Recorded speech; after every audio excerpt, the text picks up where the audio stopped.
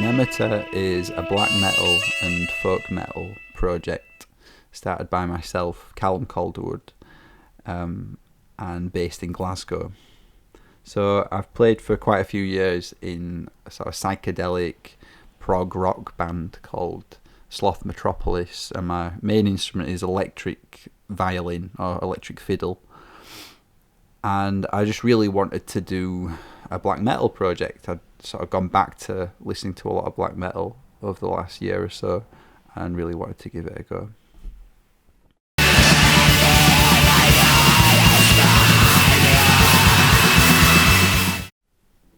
The name Nemeta comes from the ancient Celtic word for a sacred place. It's singular, it's Nemeton, and you still find it in place names, especially in Scotland. And to me, it sort of reflects what I want these songs to be about, which is a sort of encounter with the natural world and with history, and a sort of reflection on the pagan past and on nature and all that kind of good stuff.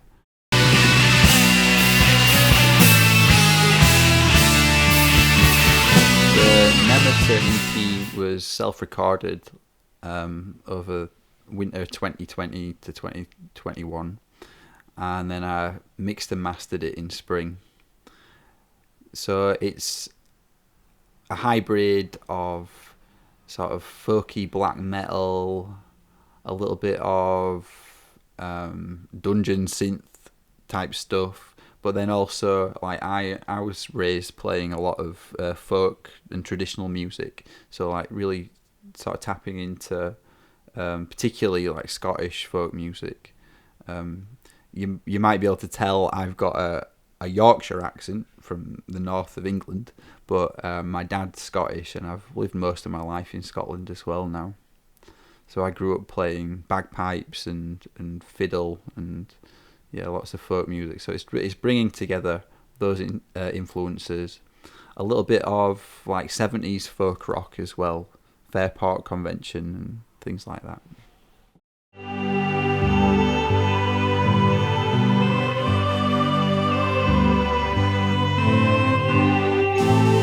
So the first song on the EP is called Amfiech, which means the ravens. And it's inspired by a trip that I took a couple of years ago, around about this time of year, to the Quirang, which is a sort of like rock formation-y cliff sort of thing on the Isle of Skye. It's just really dramatic, impressive landscape, and I went in winter and there was ravens nesting in the cliffs and flying about, and I caught some footage of this, and that was the first time I sort of had this idea for a black metal project, but it sort of just drifted away for a couple of years. But it was almost the footage came first. I was like, that would make a really good black metal video, and then eventually it happened a couple of years later. So the lyrics are in Scottish Gaelic. I learnt a tiny bit of Gaelic when I was in uni years ago, but I got a lot of help from Kate Beaton, who's a neighbour of my family, and she was the Gaelic teacher at the school that I used to go to in the Highlands. And it's just a description, a sort of poetic description of the ravens flying and living in the cliffs, and sort of identifying with these flying ravens and wanting to go to the cliffs and that kind of thing. And then the other 3 songs on the EP are a trilogy influenced by a kayaking trip to Inishnakalliach, or Inchkalliach is the sort of anglicised name.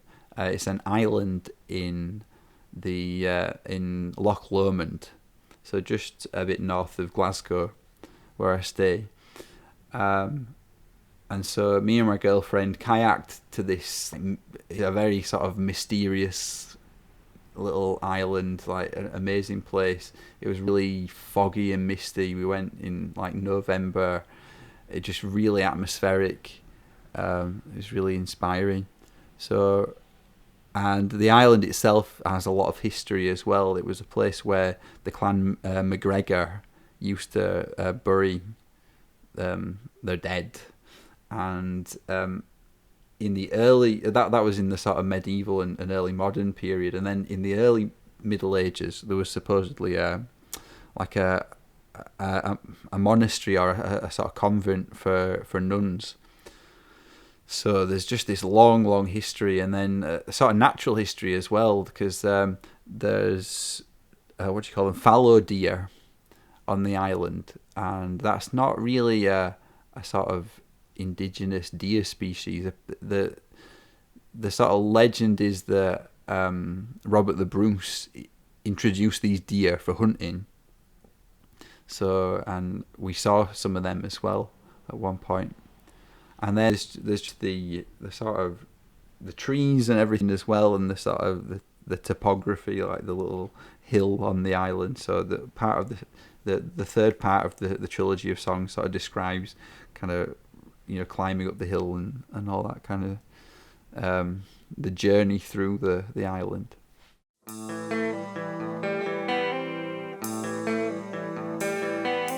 The EP cover art is a photo of Inishnakalliach that we took just on the way over in the kayak, and then it's just been given a suitably black metal, you know, black and white finish.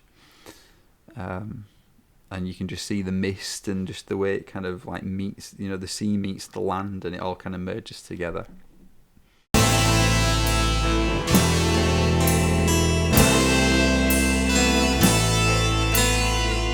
I think a label is very useful. It's not necessary, but it is very useful. I just wanted to release this EP as a self-released thing, just to make it easy to just get things started, just to gauge the interest of this kind of music, and it's been really positive so far. But yeah, I'll probably be looking for some sort of label for any future releases. In the shadow of the ancient. So, as I kind of said earlier, I first got into music through my dad. My dad plays the bagpipes, and he started teaching me when I was 6 years old. And then I got violin lessons in school when I was 7, through to being a teenager. And my dad always sort of encouraged us to play music, and like especially it was a lot of folk music that I grew up with. And then as a teenager, I got into rock music, started trying to play guitar, and then from there that sort of inspired me to sort of say, well, okay, I'm actually better at the violin than I am at the guitar, but I want to make, you know, sort of distorted heavy music. So I tried taking up the electric violin and then sticking it through effects pedals and stuff like that. As far as metal goes, the trajectory for me with that, I think it was basically from Black Sabbath to like doom metal. So like from Black Sabbath to like Electric Wizard and stuff like that.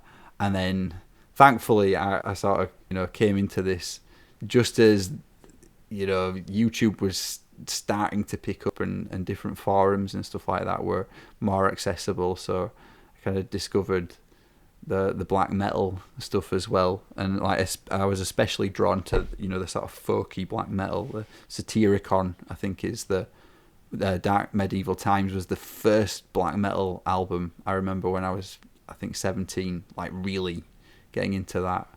And just over the years, that's always been something that I've been really interested in.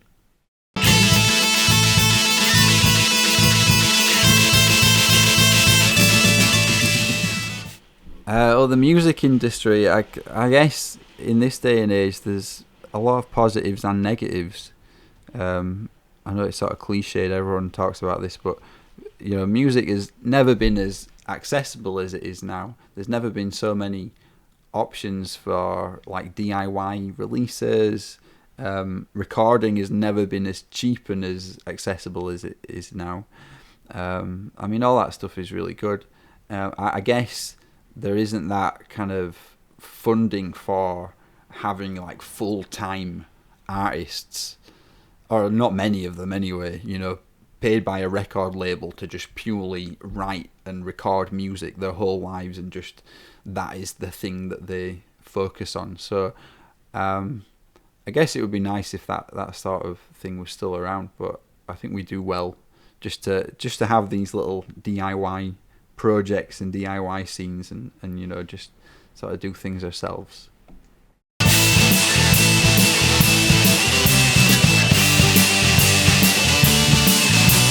For new music, I'm going to indulge in a bit of nepotism and just mention stuff that I've recorded on, or that people connected to the band have been recorded with.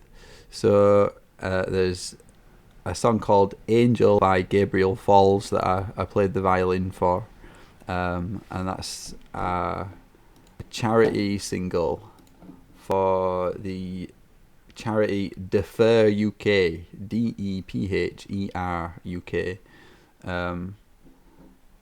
And then I was also on another charity fundraiser EP, the Unity Centre fundraiser EP, with some mates bands. So I was recording with the Bog Standards, that are a folk band from Glasgow, and also on that is the kind of Nwabum metal band Midnight Force, and a sort of grungy band Visceral Noise Department. It's really good.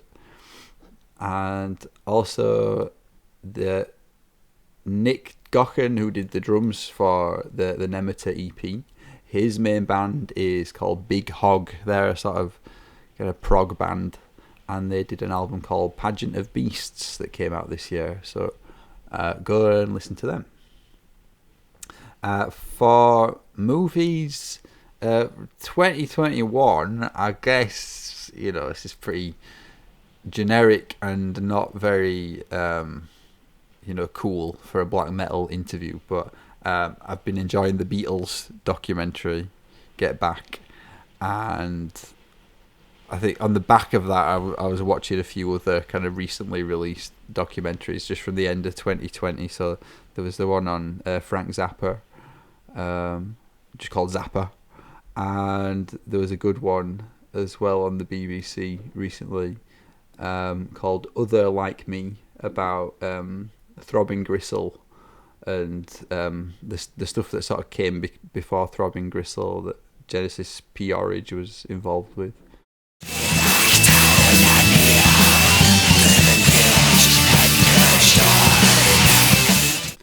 So in Glasgow, yeah, there does seem to be a bit of a kind of folky black metal thing going on, out of a handful of bands. I feel with me only just starting this, I'm quite peripheral to all of that.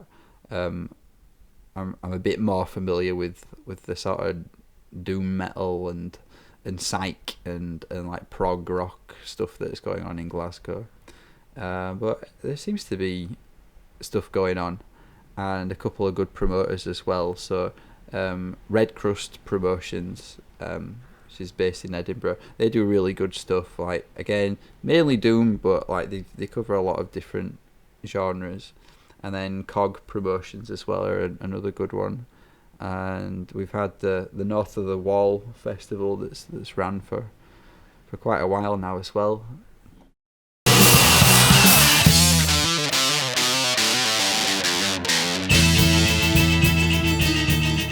So in the future, I would like to do a full-length album. I've got ideas that I've probably about an album's worth of ideas. I'm just sort of deciding on the final direction with it, more in terms of concepts and lyrics, whether I'm going to do something more cohesive, which is maybe closer to what I do in my band Sloth Metropolis, where it's all, sort of concept album sort of based stuff, or if I'll just keep it a bit looser like the EP. But it'll be more stuff about nature and Celtic history and Scottish history and all that kind of stuff.